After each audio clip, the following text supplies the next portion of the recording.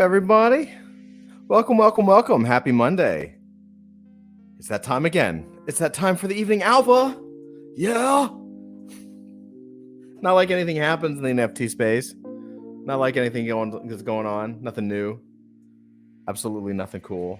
Really boring space. Really boring time. I hope you guys had a really good weekend. Hope you had a happy Passover, happy Easter, whatever you may be celebrating. I had a crazy time. I had it was a little nuts. We had my entire extended family on my mom's side over here. So we had, I believe, 16 people in my house Thursday, Friday, Saturday, and Sunday. Well, Thursday night. So Friday, I was like, man, I need to just take a break. I need to be off. Wasn't exactly relaxing. Just was here. Melissa was making a tremendous amount of food. I mean, she deserves a standing ovation for real, because she absolutely pushed so much food out. Like, cooking for 16 people over like 3 days. Granted, some of my other cousins helped. I can't put it all on Melissa, but Melissa certainly, like, between kids and cousins and food and entertaining and, you know, the normal chit chat catching up kind of thing. In my opinion, Melissa was a star.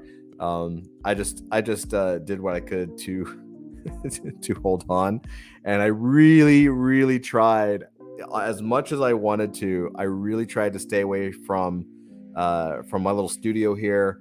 There were some times where I just wanted to, like, sneak away into my little cozy office and just, like, shake a little bit from, like, family coming and, like, you know, just pretend I was, like, in the bathroom too long or something, just so I could have some peace and quiet.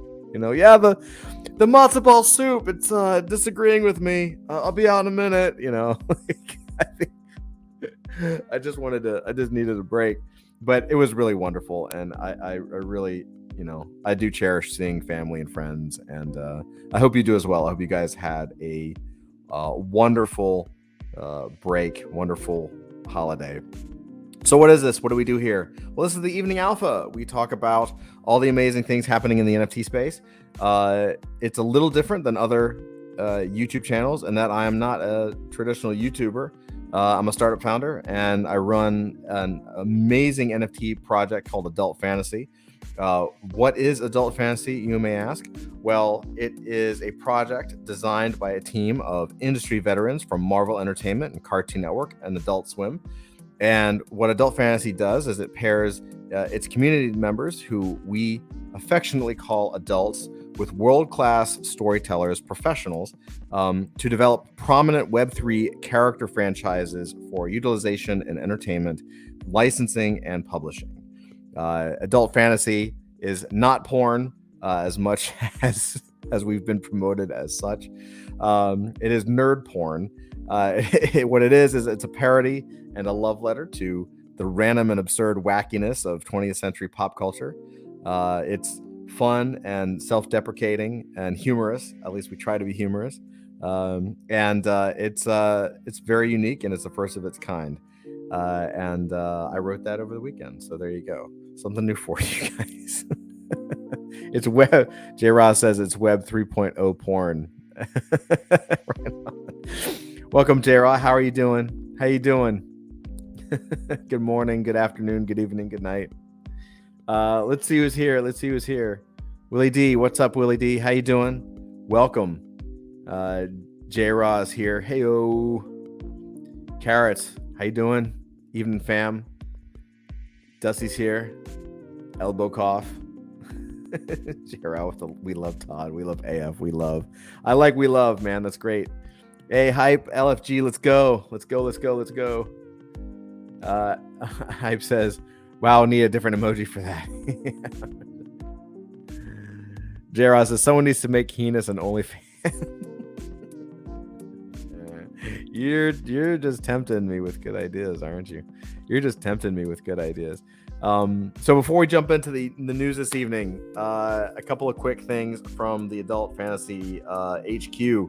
So the big announcement today was we have a brand new feature coming out.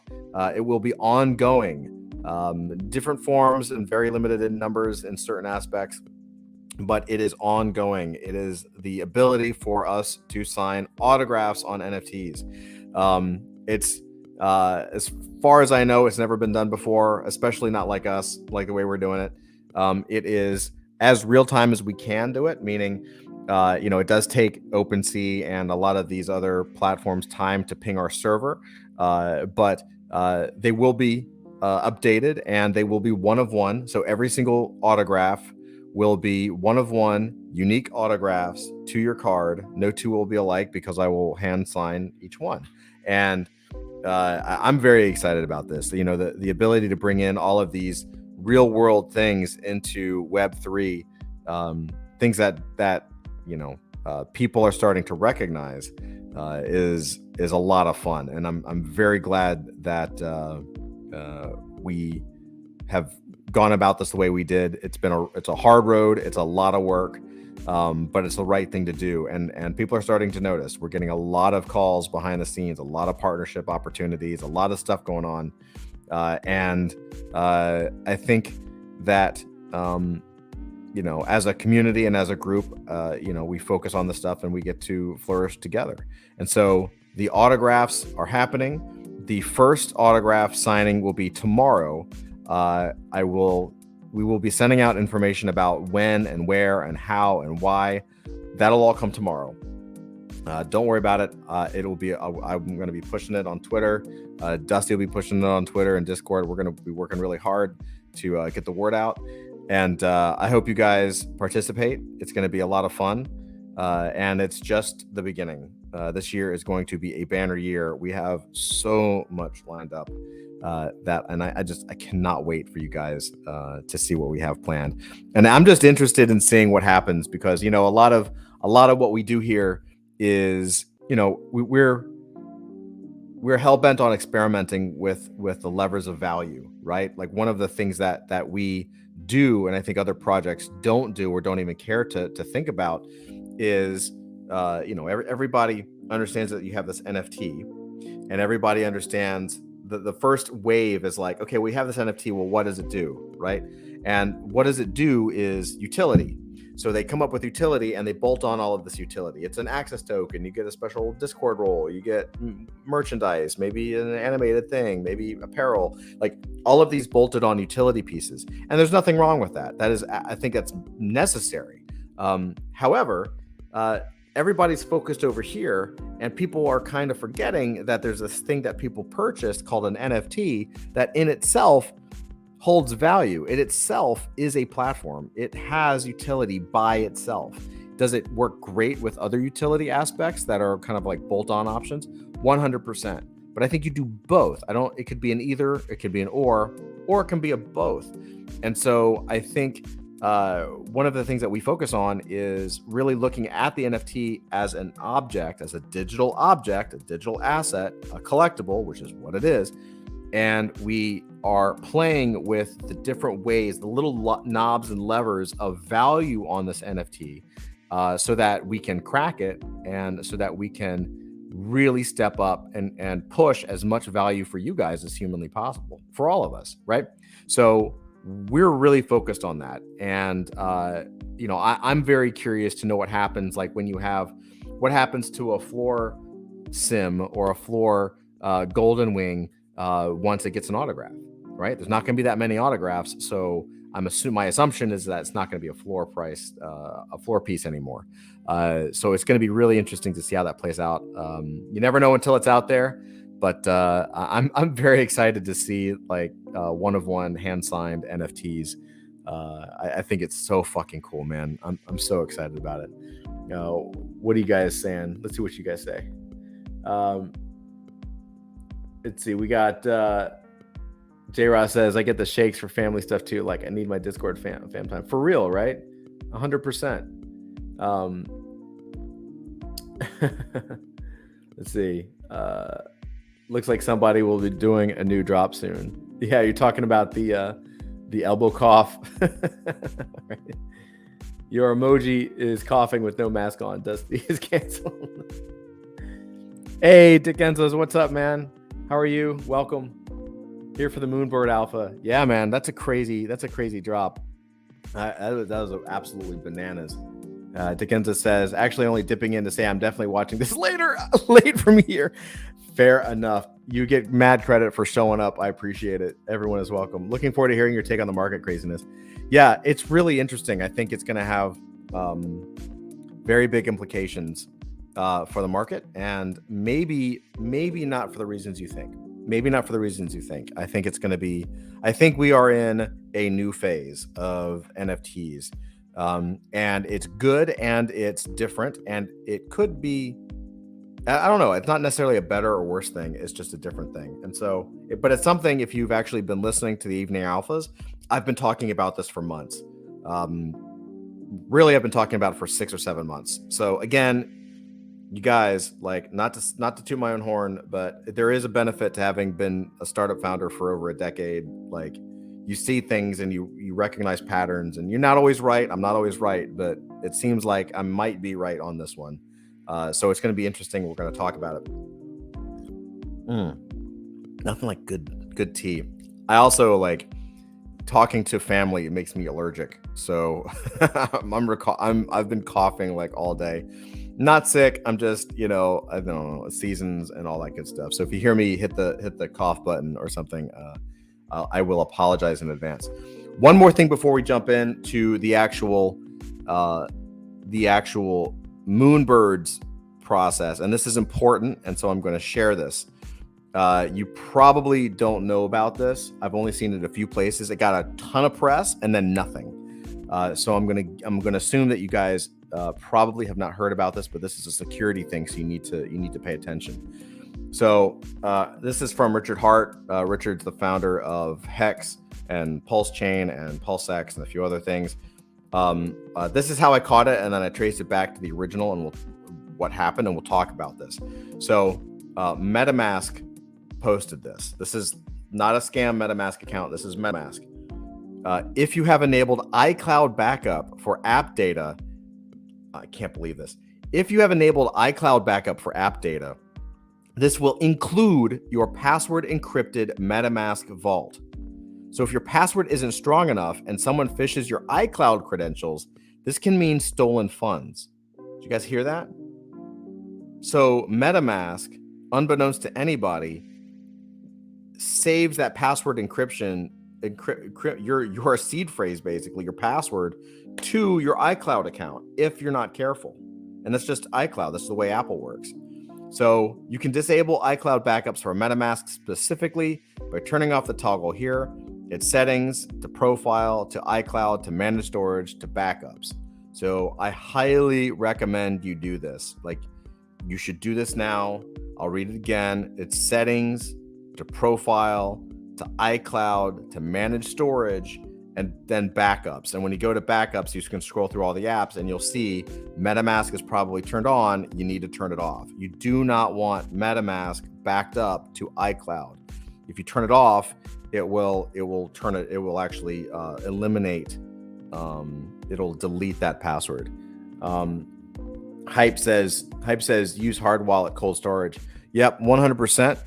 But it's still going to get your password, right? So it won't be able to transfer anything out. But there's so many ways to get to trick you on cold wallet as well. Like, I mean, people get their wallets burned, like their cold storage, like that stuff gets burned too.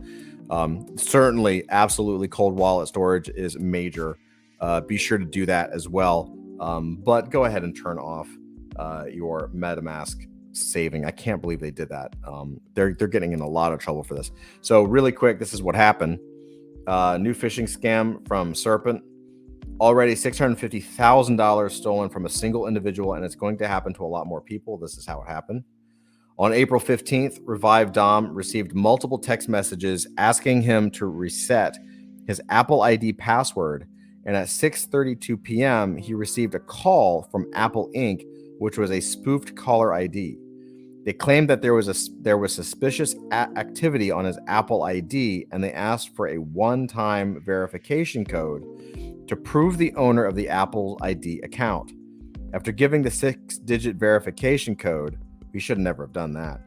The scammers hung up and his MetaMask wallet was wiped with over $650,000 stolen. How did they access his MetaMask wallet? Let's look at what happened.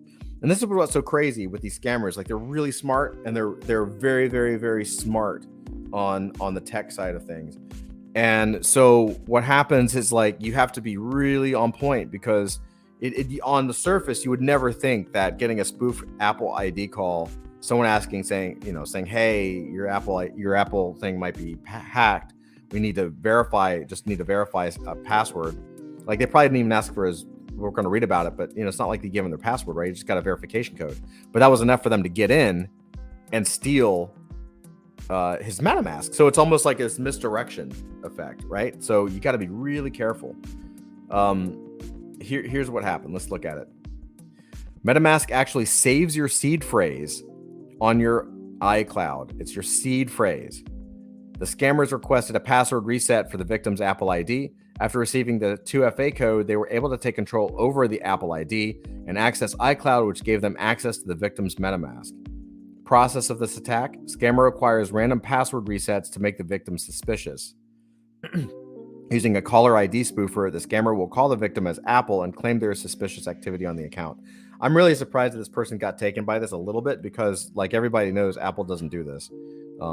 If you've been around a while, like, Apple doesn't do shit. Like, they don't call you. Anyway, number 3, the scammer will request a password reset for the victim's Apple ID.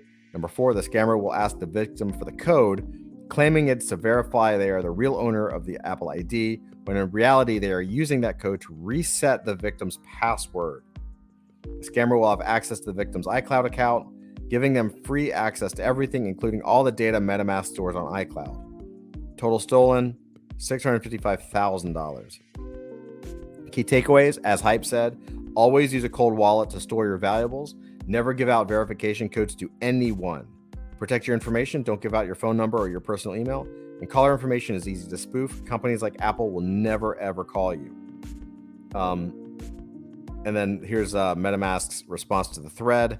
I'm really surprised that MetaMask doesn't have that as a big glaring major a major symbol of what not to do. Like, they should have that on their FAQ homepage. Like, that's a major thing, right? Casper says, glad to hop in. Hey, what's up, man? How you doing? Welcome, Casper. So yeah, this is absolutely crazy. This is a person that says, I had 50K stolen from one of my MetaMask wallets. Like, people are like, all of a sudden freaking out. Like, I refuse to believe that seed phrase file is stored on iCloud. And then they're like, here you go. MetaMask just admitted it's stored without our knowledge. What in the actual fuck? So yeah, I think you just need to be very, very, very careful. If you have not done this and you own Apple, you should do this immediately. Better be safe than sorry. Please. We all work way too hard, and we risk a lot just by being in the space. We risk stuff. You know what I mean? But this is like life-changing money for many, many people. And if you are someone who has, $650,000 is tremendous. So, excuse me, if you have this kind of cash, do your due diligence, man. Come on, like, please be careful. Please be careful. That is it for the safety message. I hope you guys check that out and take care of it. All right, now we're gonna hop in. We're gonna look at Moonbirds. So Moonbirds, man, what to talk about Moonbirds. So Moonbirds is a very interesting project. In many ways. If you don't know about Moonbirds is the PFP NFT for Proof. Proof is a alpha group and a community hub for Kevin Rose. Kevin is he's been around startups for a long time. He founded dig.com. That was his first success, his main success. He's been around the game a long time. And so Proof is really interesting in that it was an alpha group Now the Proof NFT is up there in value. In fact, let's see. I'm going to pop back to me for a second. Let's pull up some numbers here. Let's go to OpenSea for just a second. And we're going to go to Proof. I haven't looked at this in a minute. And then I'm also going to look up. We'll open up the Moonbirds as well, see what the current thing is. Oh, bananas. Oh, that's interesting. Okay. So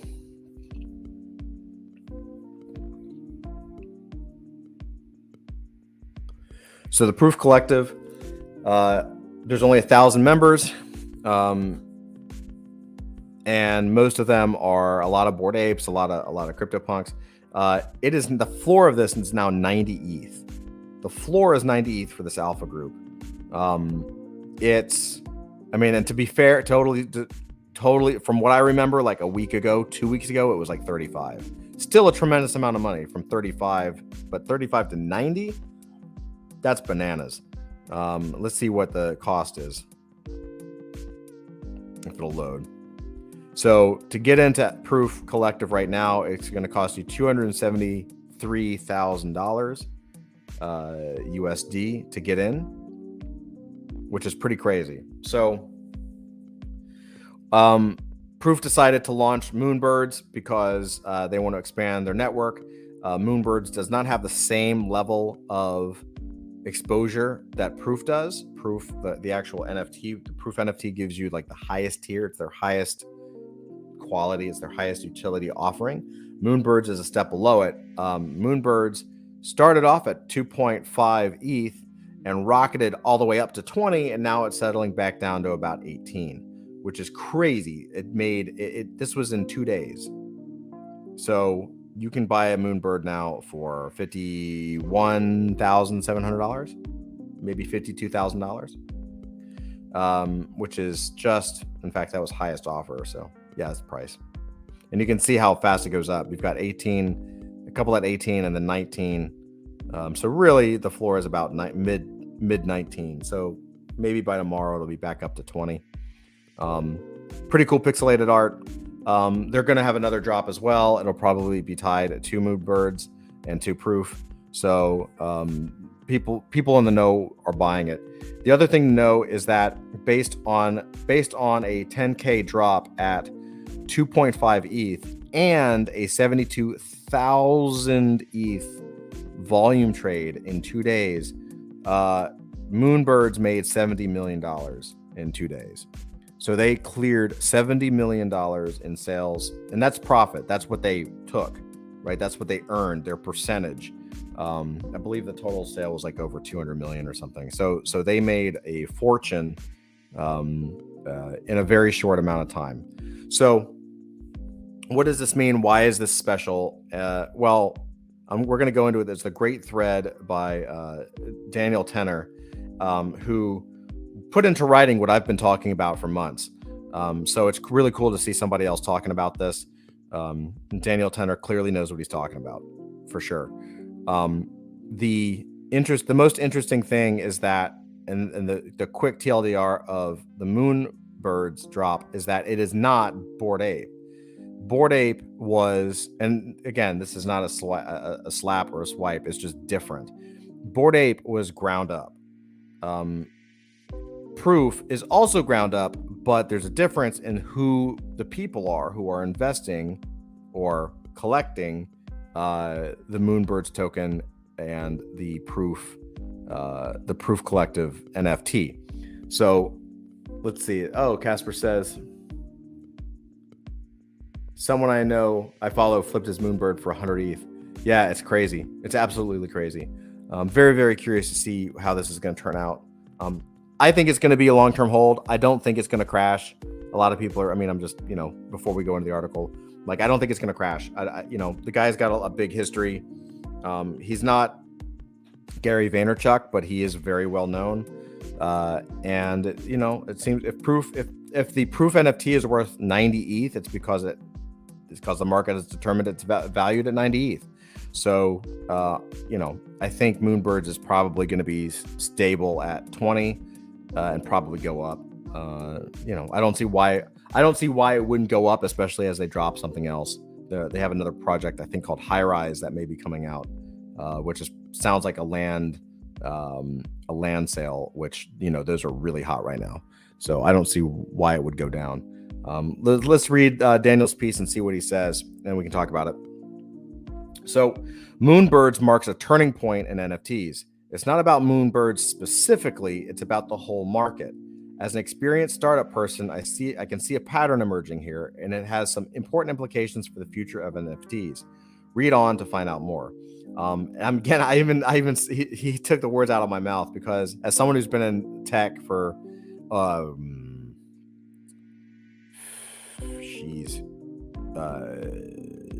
probably 12 to 14 years in New York City startups, I saw this instantly, man. And the pattern is real, at least to my ability.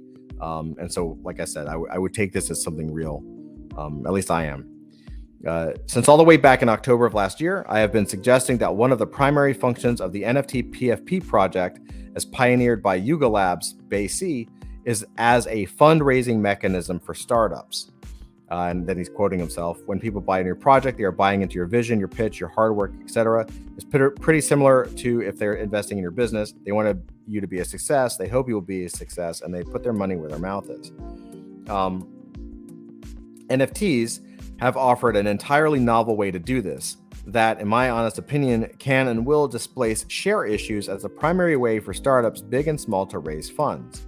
And then he quotes himself again: NFTs can and should replace shares, but although they could replace them one-to-one, they also enable much more creative ways of raising funding and sharing growth with early backers. So I think a better way to put it is NFTs should make share-based fundraising obsolete.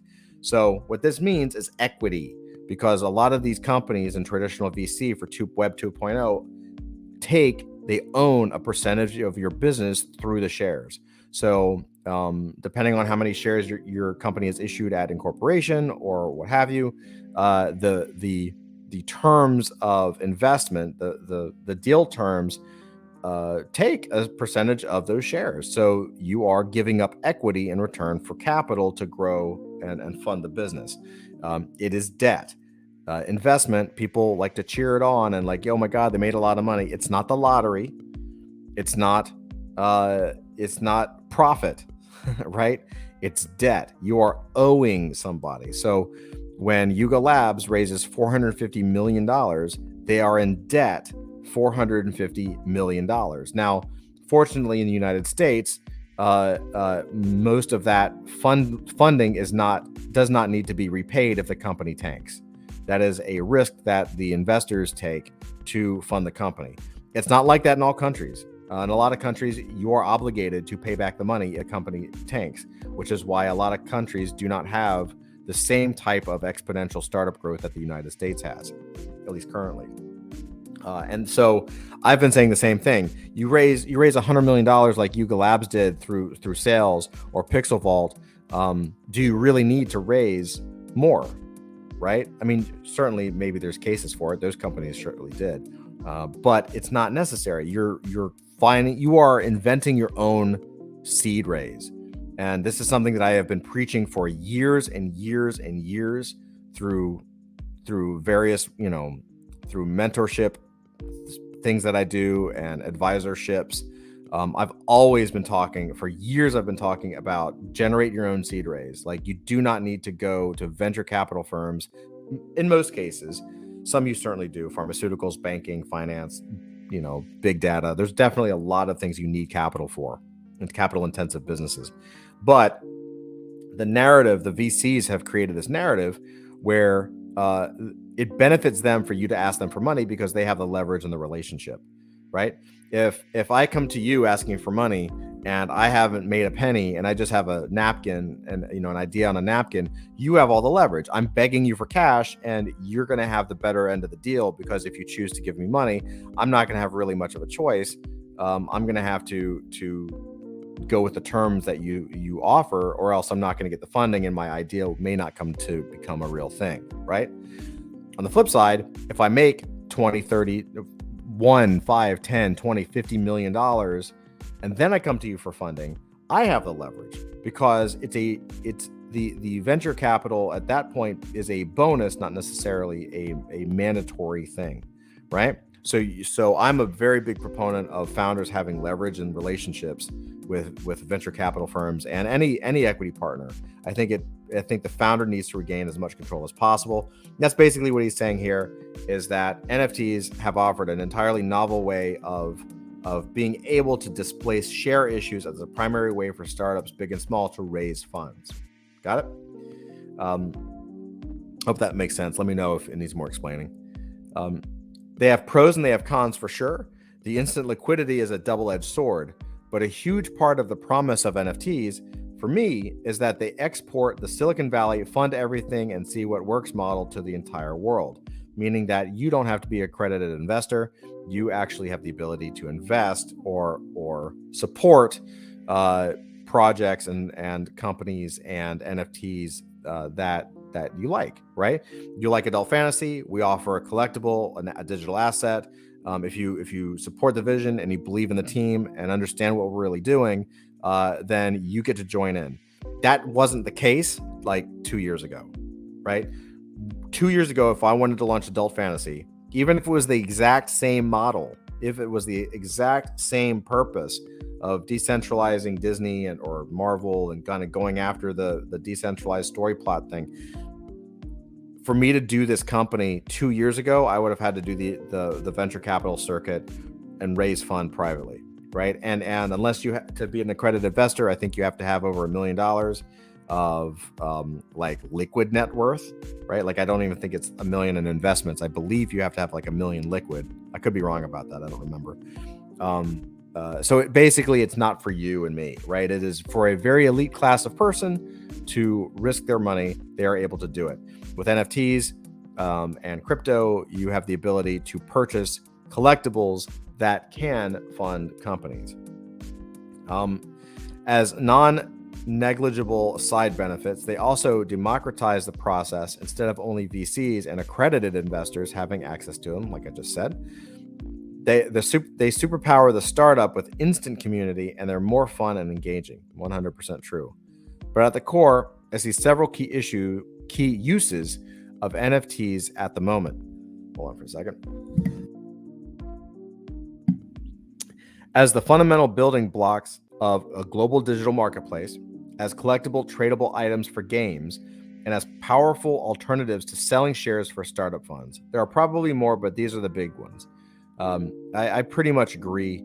The fundamental building blocks of global digital marketplace for sure. Collectible tradable items for games, 100% on that one. And powerful alternatives to selling shares. Yeah, I agree with that as well. Part of the confusion in the NFT market is that those things get blurred and mixed together, sometimes as part of the innovation process. Why can't we be all three? Sometimes as a way to obfuscate things and scam people. Don't judge our roadmap, we're art. I don't know if that's the best, best thing to call it a scam, because there are a lot of artists out there that just do one-on-one. But I get his point. There are scam artists that will obfuscate truth. They can use that for sure. Often in Twitter and Discord conversations, I see that confusion, and it makes conversations more difficult. So let me be extra clear. Moonbirds is a turning point for NFTs as a fundraising mechanism, not for art, not for Web3 gaming, for startups. I've been talking about this for months, dude. Like once startups and business, and this has been happening already. I don't think it's not the only reason this is a turning point publicly is because it's such a big public launch, right? It's a startup company that said it's a startup, because that's what Proof has talked about. They're a startup raising money through a launch for startup purposes. Look, in my own network, there's been so many people that have hopped in the last 6 months purely because they see it as a fundraising opportunity. I just think that now you have a very public press generating launch similar to Bored Ape and Yuga Labs for startups, if that makes sense. Now you're going to see people really flock in. I think that's what he's going to get to. I think I can see this clearly because I've been in the tech startup world for 15 plus years. I've met countless founders at various points in their journeys coach some, help some with funding, observe their evolution. This is an area of expertise for me. You and me both, brother. And from that perspective, here's what I see as some major steps that have occurred in the last year, which will shed a light on why Moonbirds is important and what it means for the future of NFTs as a fundraising mechanism. The first big step was BASE. It took a while to really prove itself, but it seems to me BASE essentially pioneered the model of NFTs as a fundraising platform. With their godlike timing and flawless execution, they proved that a lot can be achieved with NFTs. Since then, there have been a million copycats. I'm not saying this to dismiss those that followed BASE. Following in the footsteps of great innovators is not dishonorable, it's smart. But essentially, almost every project I've encountered is a BASE follower in some way. The more BASE got successful, the more it validated that it's possible to fund and build innovative businesses via NFTs. But one thing I observed over all these months is most NFT project creators, even well-intentioned and driven, are not experienced business operators. I know some of you in chat know this. We've all seen projects out there who sound good and maybe doing really amazing things, but they're not experienced business owners. They're not founders. They don't have experience running businesses and launching products and scaling. This is their first rodeo, man. This is their first game, right? And he says, that's again, not a diss. I love first-time founders. I was one too, likewise. All experienced founders were once first-time founders. We all have to start somewhere, and actually that's still where my preference lies in terms of investments. But having worked with many people who are skilled and experienced serial founders, I can tell you there's a very good reason why angels and VCs are way more likely to fund them than first-time founders. Proven experience is a huge edge in the startup space. This is true. Even when you fail at a startup, the experience of going through the process of raising finance, of putting a board together, of getting a product out the door, of scaling a product, of pivoting if you need to change a product idea, trying to do everything you can to get that company to succeed and having it fail, it's such specialized experience that it makes you more valuable, not less valuable. In startup land, among good venture capital, funds and investors, a failure is just as valuable, if not more valuable, and more investable than someone fresh off the boat. Because someone fresh off the boat is going to make the same, 99% is going to make the same mistakes that the person who just failed their first startup or their second startup is going to do. And now that person who's failed a couple of times has now realized what they did wrong. And now when they spin it to their second or third company is going to do what they can to fix the problem, because that's achievement. That's what we're about, Proven experience is a huge edge in the startup space. The level of determination and focus that skilled founders are able to muster is just on another level. They have very clear sense of what matters and what doesn't. They know how to deal with the typical business scaling issues. They end up just more relentlessly effective.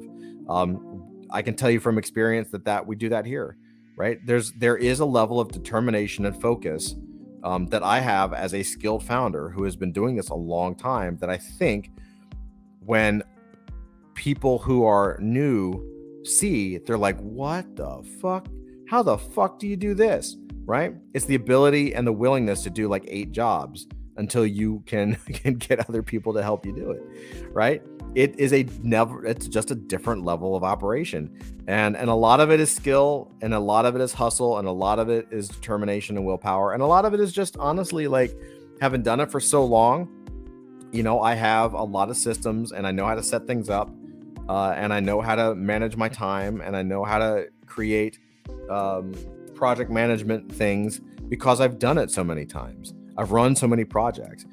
Adult fantasy is probably, I don't even know the number, like my 12th launch product, maybe. Like, I don't even know. I lost count. So it's not, that's not the new hat for me. I don't have to, when an experienced, skilled founder does not have to learn all the parts from scratch. Like, I was having a conversation earlier,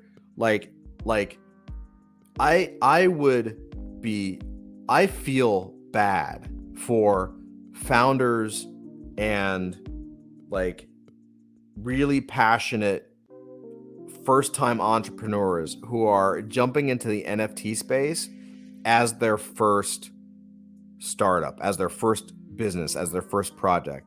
Because I tell you from experience, man, the NFT space is like normal startup land on acid. Like, holy crap. Like, it just, because of the speed at which it moves and the expectations that just the market has, like, it is a pressure cooker, man.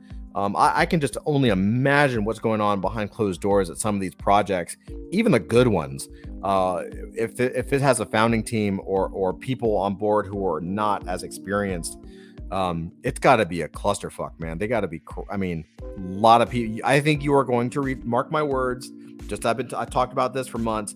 I'm telling you right now, you will start to see articles 6 months from now, a year from now. You will start to see articles about mental health and like the stress of NFT projects. And maybe it's one of those things that tries to, the media tries to pull in the new bear market or something.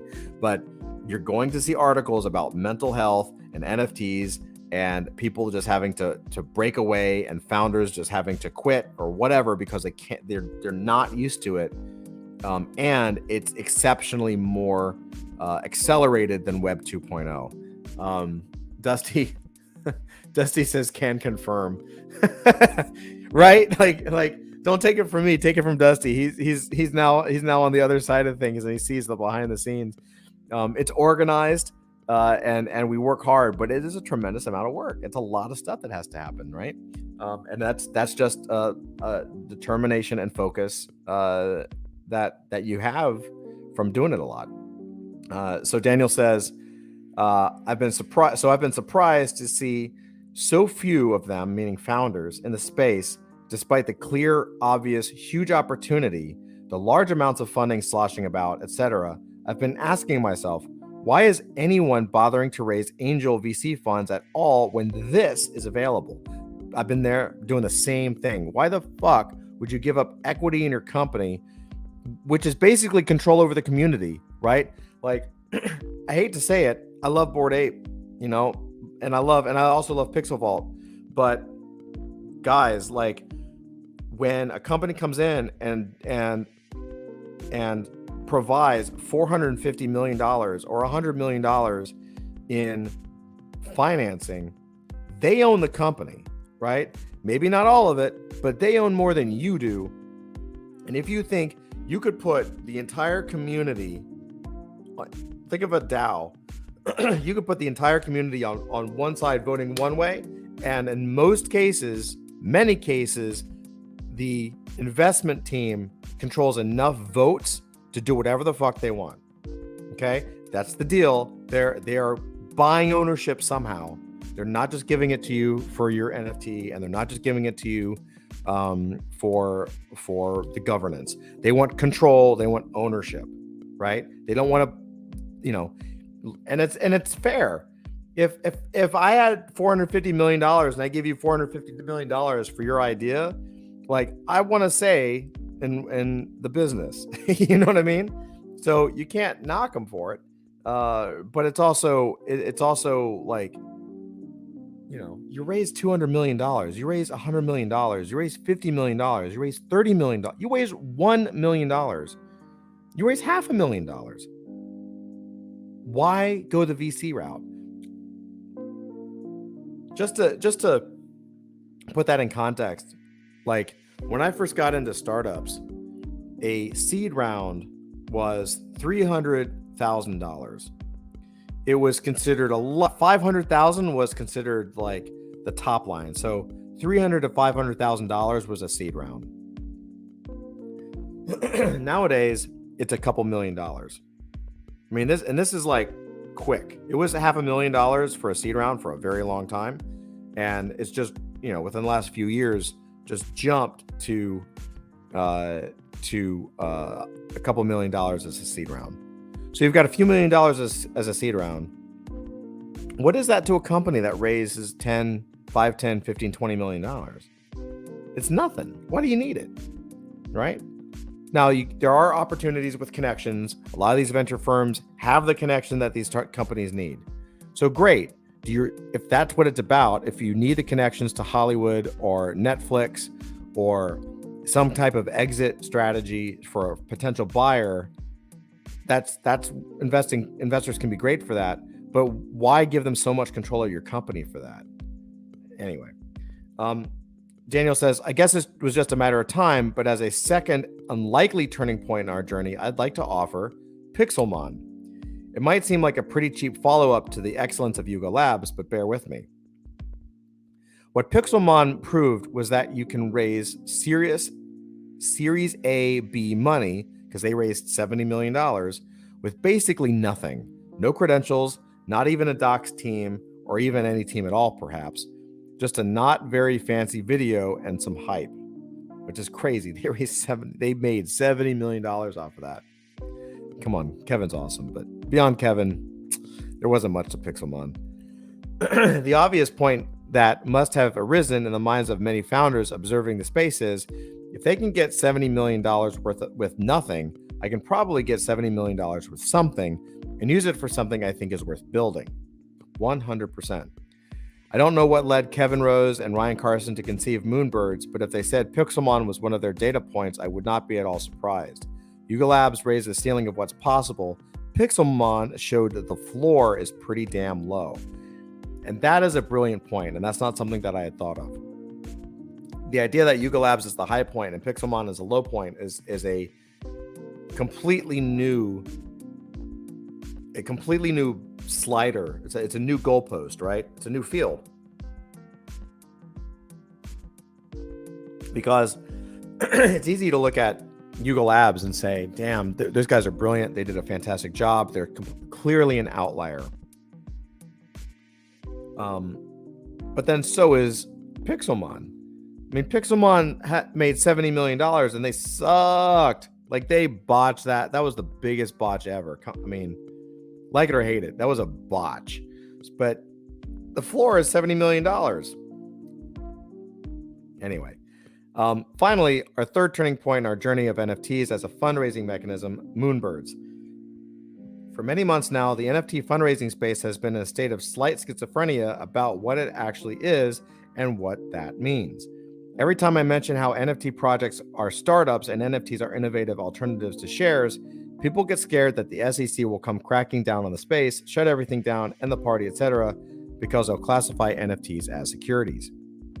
To this, I've said most of those NFTs are securities.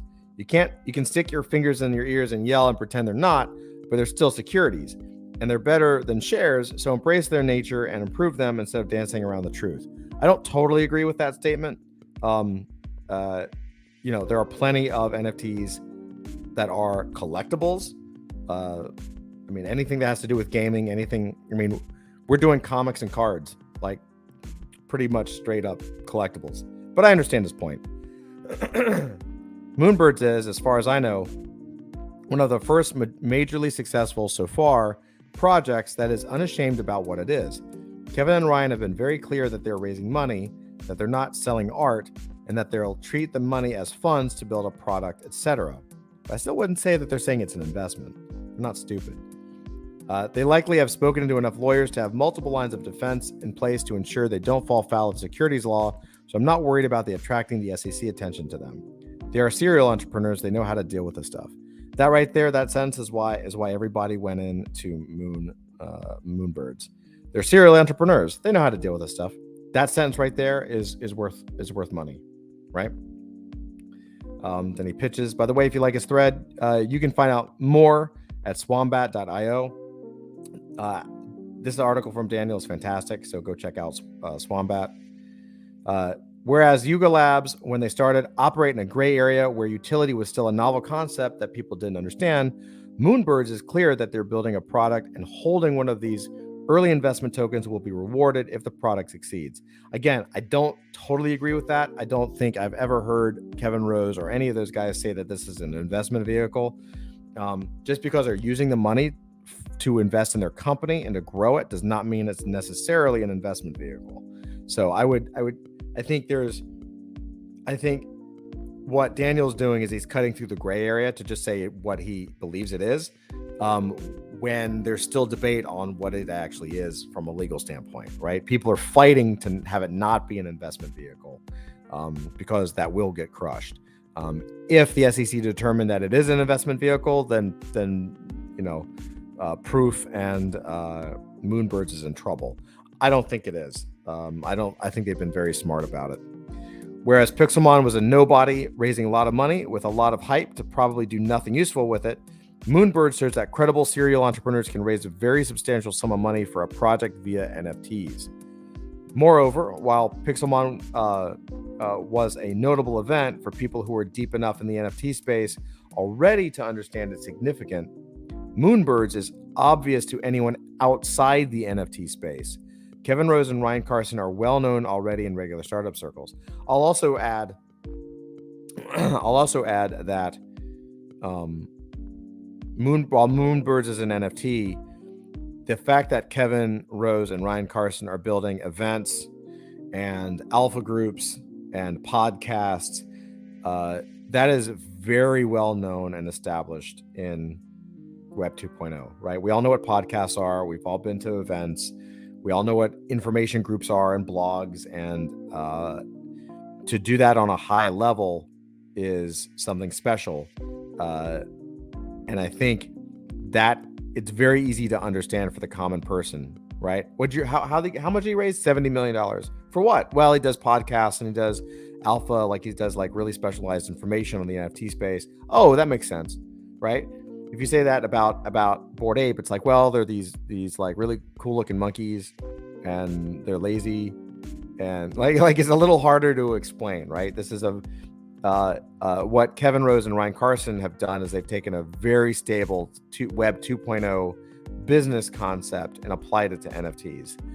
That is very smart. So finally, Daniel says, the headline news for people who have been hesitating to get into NFTs because all of this stupidness could not be more clear. Well-known startup founders raised $75 million of funding via NFTs. Cue tens of thousands of non-NFT entrepreneurs realizing this road is open to them too. 100%. Again, even before Moonbirds, for the last 6 to 8 months, I've been in discussions with so many entrepreneurs, so many founders in my own alumni networks who are brand new to NFTs, like do not know anything about NFTs, and they know it. They really are in it, man. There's a lot of people jumping in any way, in many shapes and forms. There's still a lot of pushback. There's still people that think it's a scam, it's a Ponzi scheme, it's environmental this. Like, you've got a lot of the naysayers, but I think it's worth noting that every naysayer that I've ever heard from they don't own a MetaMask account. They've never bought crypto. They've never bought an NFT. They've never bought, sold, traded anything. They don't know what gas is or Gwei. They don't know anything about it, right? It's pure emotion and pure speculation based off of articles they've read or influencers they trust giving them bad information. The minute people jump in and actually do it and trade it and fuck with it, they get it. At least that's been my experience. What do you guys think? You guys think that Moonbirds is changing the game, or is this kind of overblown? I'm definitely really curious about what you guys think. I don't know. I think you're going to see a lot of. I have been waiting for the marketers to come in. I've been very surprised that a lot of the traditional digital marketers, some of whom I love, right? No shame in my game. Like, some of these digital marketers are, I mean, you should see the number of digital marketing courses I own. I love it. The fact that they haven't come in yet and used NFTs to tie it to their courses or to their businesses, that is going to be a multi-billion-dollar industry, and something that I'm paying attention to. Yeah, there's a tremendous amount of opportunity. I do think that Moonbirds is cracking open the space for the normie startup founder they're going to be people that look at that and say, like, why do I need venture capital? I'm just going to do this.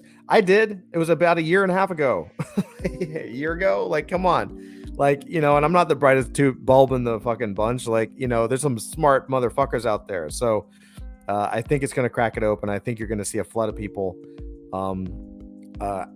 I also think, and I'll leave you with this. I also think that this opens a doorway, and I do not know if this is a positive or negative, but I do believe that this opens a doorway for extremely well-funded venture-backed projects to take over, because the venture scene is huge. They have all the money, they have all the capital, they have all the connections. I question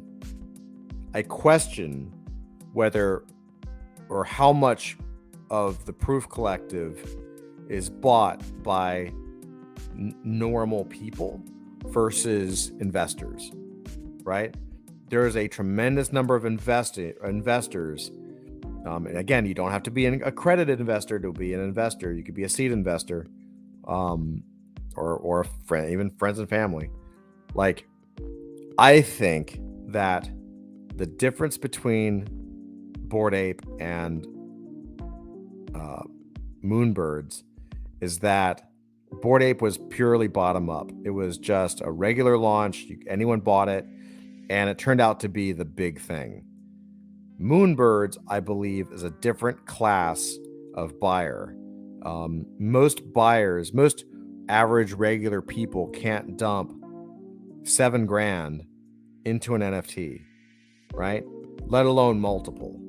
So in order for people to pay 2.5 ETH to get in, I'm willing to suggest that, these guys opened up their Rolodex, and hooked up, literally got their entire venture class, their entire network to buy in. That's what I would do. It's not a negative.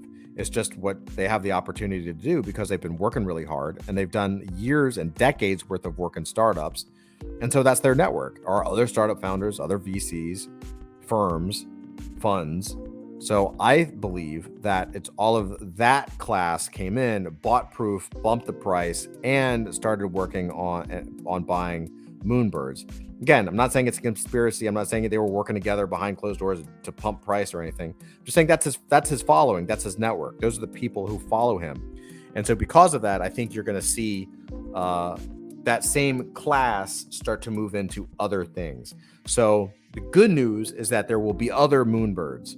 Maybe not as big, maybe bigger, who knows? There will definitely be other venture-backed companies or companies with that startup connection that have the opportunity to win.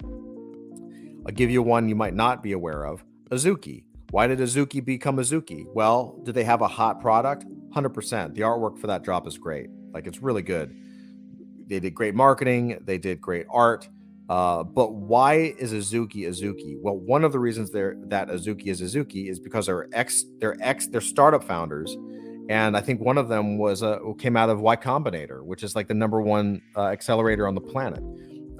So they have the same network. They have the same network of people and network of potential that someone like a Kevin Rose has. It's the same people. So it makes sense that you would see Moonbirds and Proof kind of rocket, kind of like where, or if not even beyond, where Azuki is, right? Why would it be about equal or beyond? Well, the only difference, it's the same network, but Kevin Rose has more experience.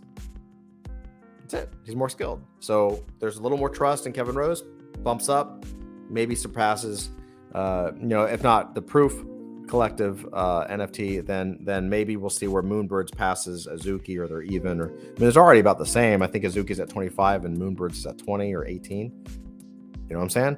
Same type of people. Now, again, I'm painting with a very broad brush. I'm not saying they're all investors. There's plenty of normal, average, hardworking, blue-collar people who've come up through NFTs and made some money and decided to invest. I'm just saying that there is a class of people now who are coming in who are going to invest as traditional investors into these NFTs, if not for collectibles, then for flipping, if that makes sense. Hype says, I bet some institutional in there. Oh, 100%. Absolutely. It's his network. Why wouldn't you? Why wouldn't you call all your friends that own funds and say, yo, dude, hook me up. Like, let's buy 20 of them. Absolutely. I get calls every day. I mean, we get partnerships, and we're way smaller than Kevin Rose. Kevin Rose is a very well-known startup figure, right? Like, there's a very smart class of entrepreneur now, and one of the new trends, and this is kind of a little inside baseball, one of the new trends inside of pitching partnerships for whitelists is being able to provide the collaborator with either sales or something that's going to really benefit their community. So you might as well bring in institutional investors. It's the same thing. There's always another one around the corner. 100%. Yeah, you can't. I mean, I've missed way more than I've knock on wood, I'm not 100%, but I have a really good feel for this stuff. Like, I write stuff down.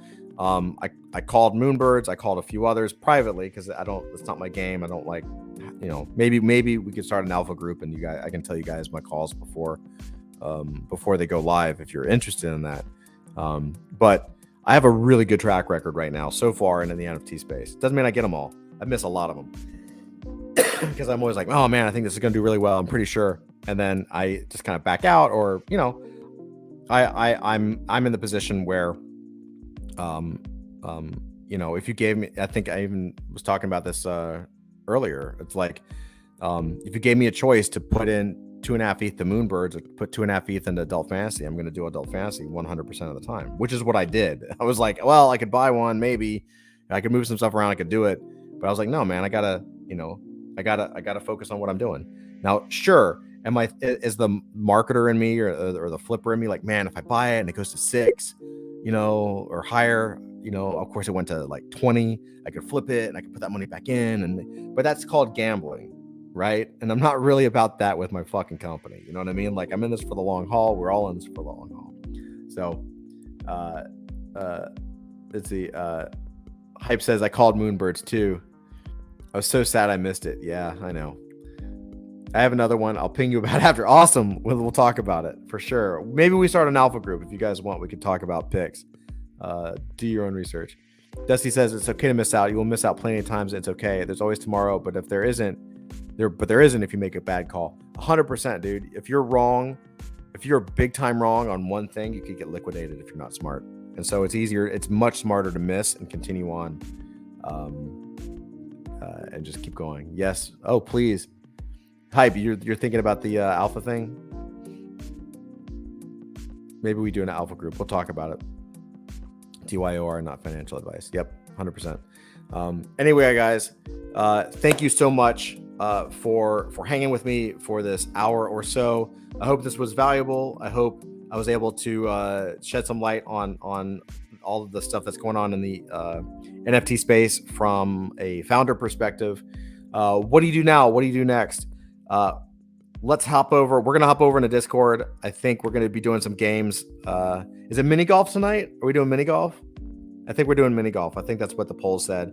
So hop on over in a few minutes. We'll give it like 5-10 minutes or something. We'll hop over to Discord and let's play through the night. Let's hang out. Let's have some fun. And thank you guys. I love you all. Good night, J-Raw. Amazing info as always. J-Raw, I hope you're coming over to Discord and playing with some mini golf, dude. We need some UFC MMA mini golf lessons. Get a signature on my NFT. Yep, absolutely. That's coming tomorrow. Signatures on NFT. Stay tuned for the news on that. We will be sharing that tomorrow early and throughout the day. So just hop in the Discord. You will not miss it. I promise you. All right, guys. Love you all. Take care and